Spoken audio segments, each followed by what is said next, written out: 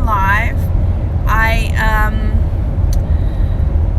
I didn't do my weekly show this week on Sunday on Facebook Live because it was Father's Day, and Father's Day weekend we have our family reunion out of town, so I was driving.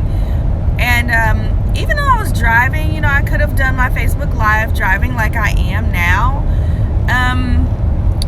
But I don't know, like I was in a different space mentally, I guess. So, okay, I guess I should start by saying this. I do my weekly Facebook Live show based on my intuition. I have no schedule. I have no notes. I basically will set my intention the night before and say, okay, in the morning, I want to do a show. I need to get up before my daughter gets up, and I will talk about whatever's on my heart. And then I'll get up, and lo and behold, there'll be something really strong on my heart, and I'll do the show.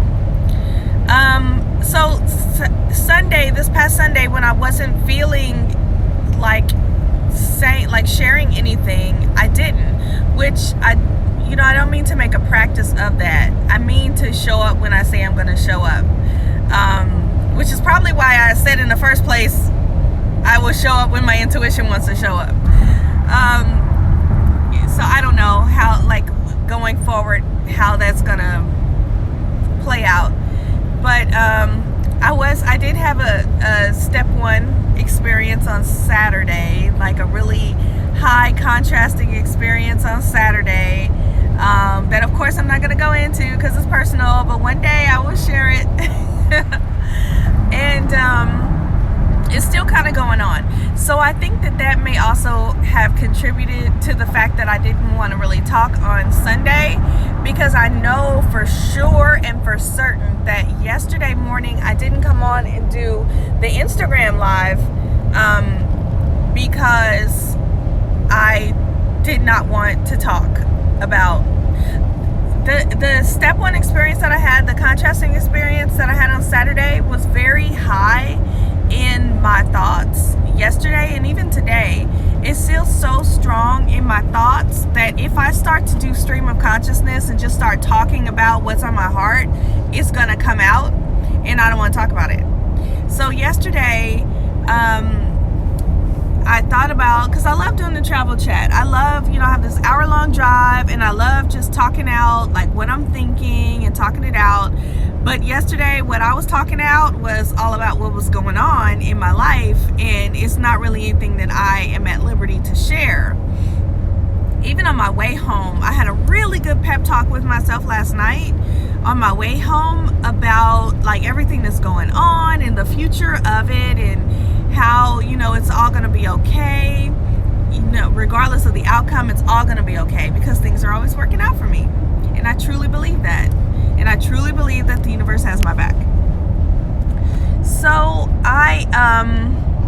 today, same deal. I mean, I don't feel negatively about it. I feel positively about it, but it's just so strong. Like right now, it's so strong in my, the forefront of my mind that if I talk about anything, it'll kind of go there.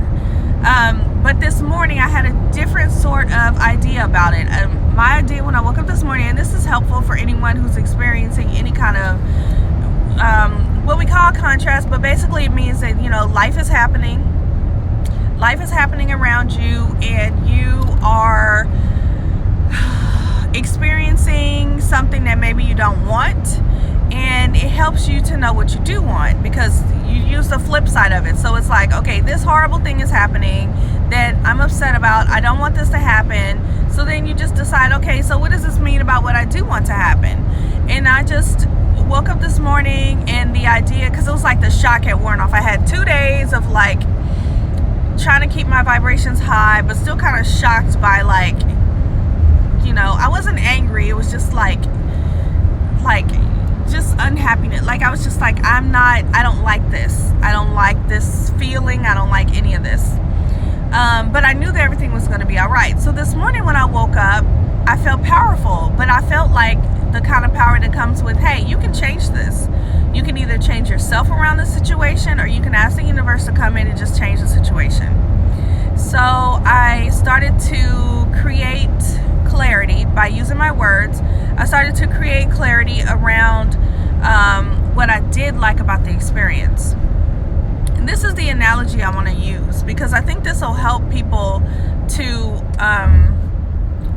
also, figure out what it is in life that you want. It's like if you move into a house. This is the analogy that Abraham Hicks used.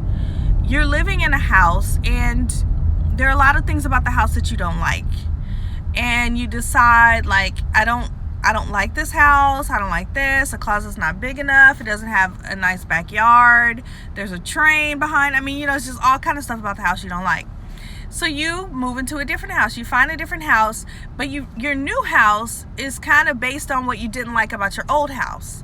And you don't really take the time to appreciate the things about the old house that you did like, so that you could look for those things in your new house. You just go from one house that you didn't like some stuff about, and you just picked a different house that has all the opposite things. Like, this one has a walk-in closet, it has a huge backyard, there's no train around it. But you didn't realize that there were some things about the old house that you actually did like. You loved the open floor plan, you loved the way the kitchen was laid out, and so you didn't pay attention to those good things.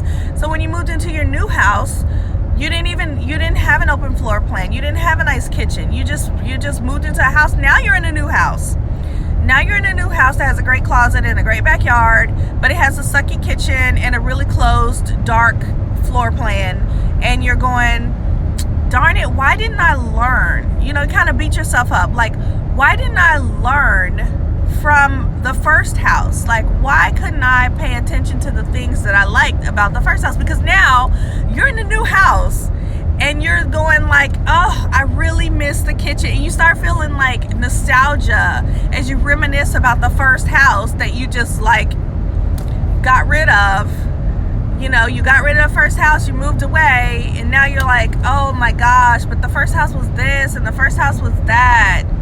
And, meanwhile, when you were in the first house, you were miserable. So in case you haven't deciphered what I'm talking about yet, I'm talking about relationships and marriage, and the way that it is when we move from one mate to the next mate, and we just kind of drag ourselves to what we think is the opposite of what we hated about the first person, instead of realizing that there were things that we liked about the first person that we should also look for in our next mate.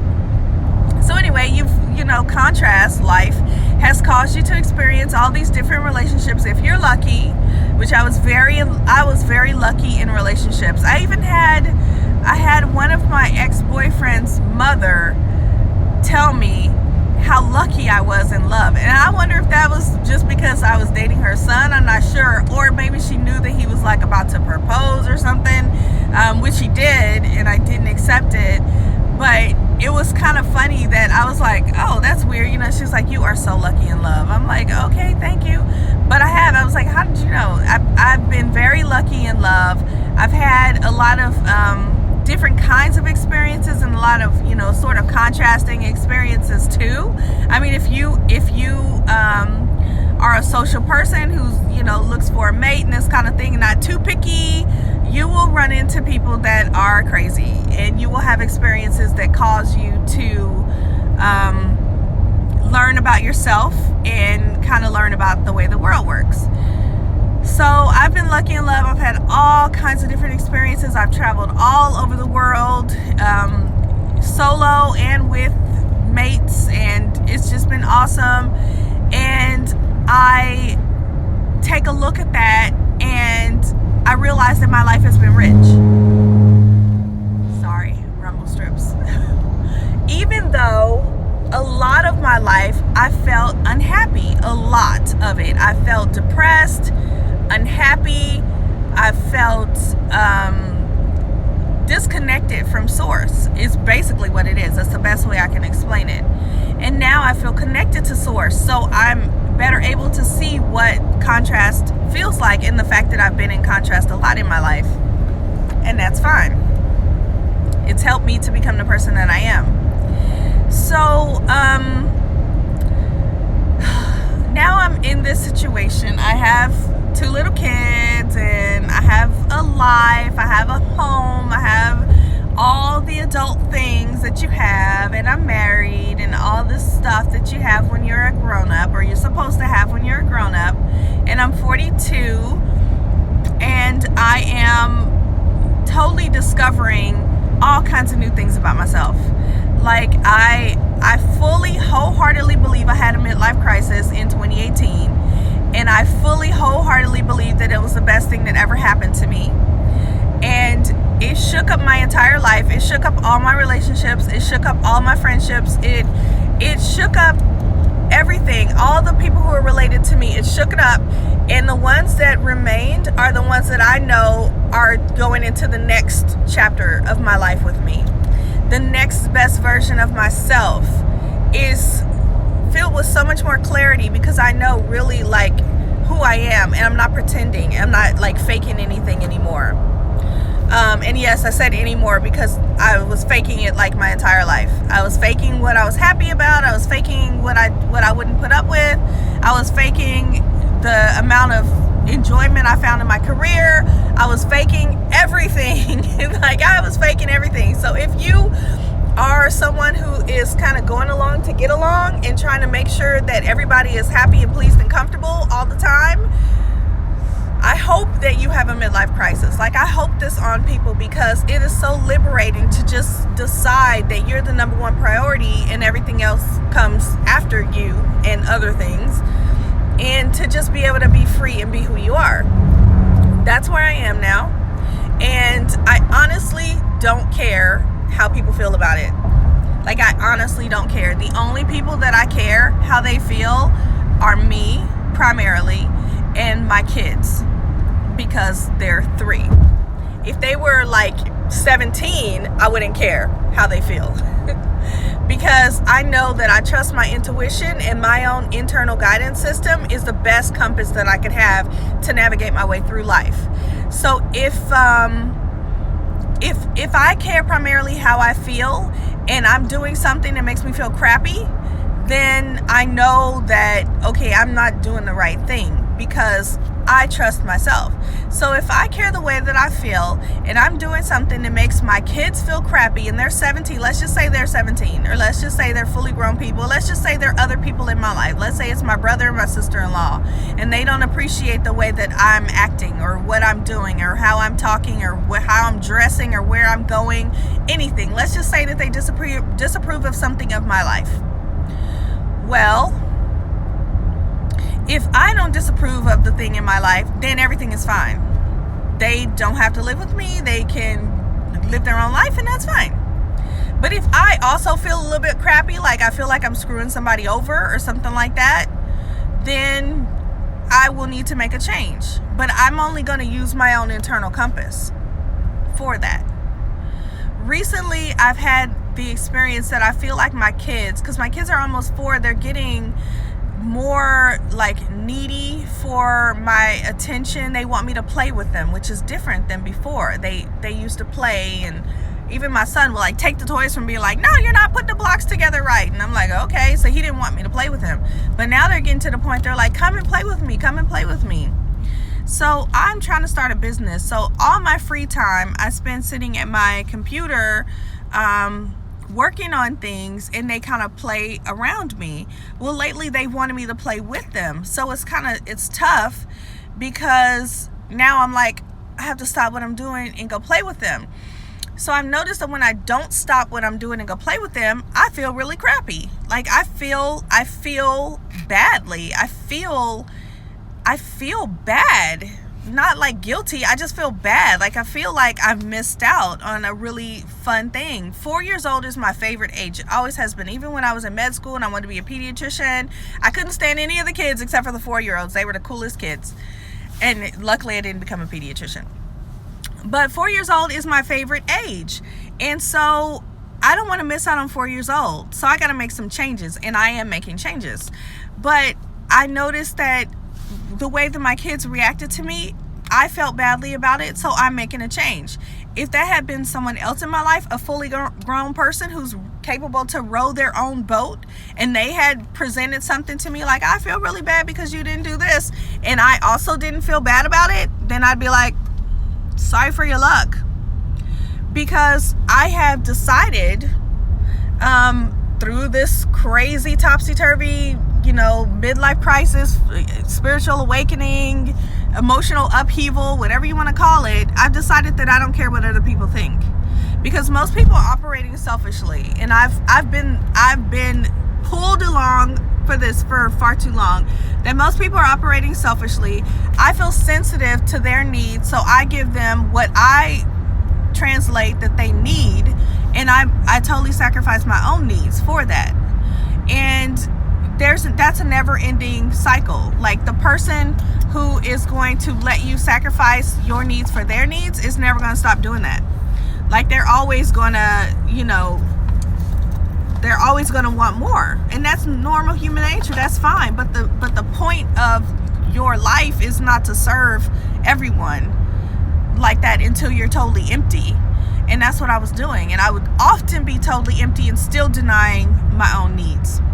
So that abruptly changed, and as I said, it's shaking up my life and shaking up my relationships, and a lot of people don't appreciate it, especially appreciate the approach I took, because I was kind of mean about it.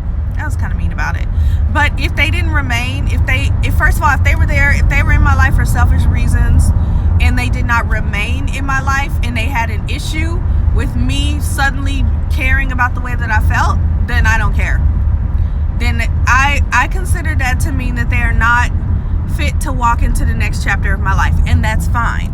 People can come into your life and be there for a season, and that is fine. Like, I refuse to have any negative emotion that's manufactured based on me feeling like I should feel bad about something, because I shouldn't. Life is supposed to feel good. And by golly, half of it for me was not, I didn't know this, and now I know it, and I'm making sure it does feel good. So it does. So anyway, I'm knee deep in this contrast, right? But I'm in step 5. I've been in step 5 for a few months now. And step 5 is basically that that contrast is a part of your experience, and it helps you grow. Every time you dip back into contrast, meaning every time you experience some kind of, life situation that makes you feel like, okay, I hate this, I don't want this in my life, that it is actually sharpening you to know what you do want in your life. So the more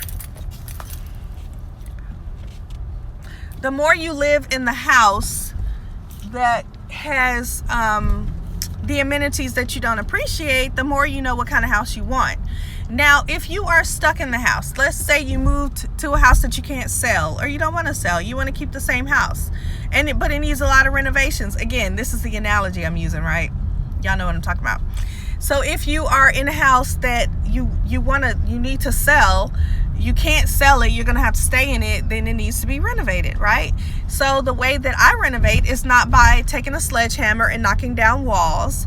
The way that I renovate is what some would call prayer, but I'm going to the source. And that's what I woke up this morning with the knowledge of. I woke up and my intuition said, take this situation to the source.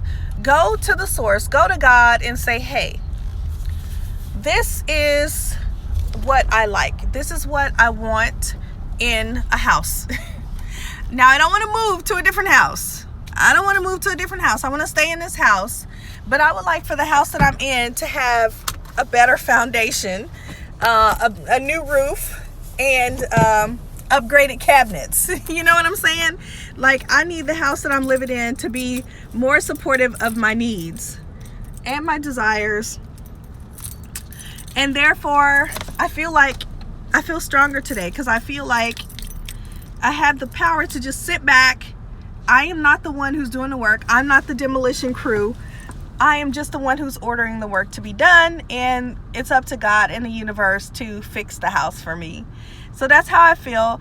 Apart from that, the only other thing going on is I did start lifting weights. I did start on Saturday, after just, I guess you could say, meditating on it. I was just daydreaming about the next best version of myself until I was able to realize what she eats and how she moves and what she does. And so I just started doing it. That's all there is to it, folks. That is the total mindset shift. Your mindset shift is basically you realizing who you want to be, seeing that person clearly in your head. And I didn't start the day, like the day I said I was going to become a weightlifter was not the day I started lifting weights. It was not even the day I started making a meal plan. I started concentrating on who this person was. Like, who am I if I'm a weightlifter? I just started thinking about it over and over and over and over again until I believed that I was that person already. And then so I'm like, if I'm that person, this is what she does. So I just started doing what she does. That's like it. That's it. So I feel great. I feel sore from head to toe, seriously, from head, because last night I was doing this yoga where you do a headstand, and it focuses attention on your head and helps you. So I meditated right after that because I had that pressure on top of my head. It was a whole thing. Anyway, it was lovely. It was beautiful. And so that's my day. I'm going to work now. Have a wonderful Tuesday or whatever day this is, and I talk to you later. I haven't updated my website yet, so there's lots of new stuff in the works, but I'll tell you all about that tomorrow.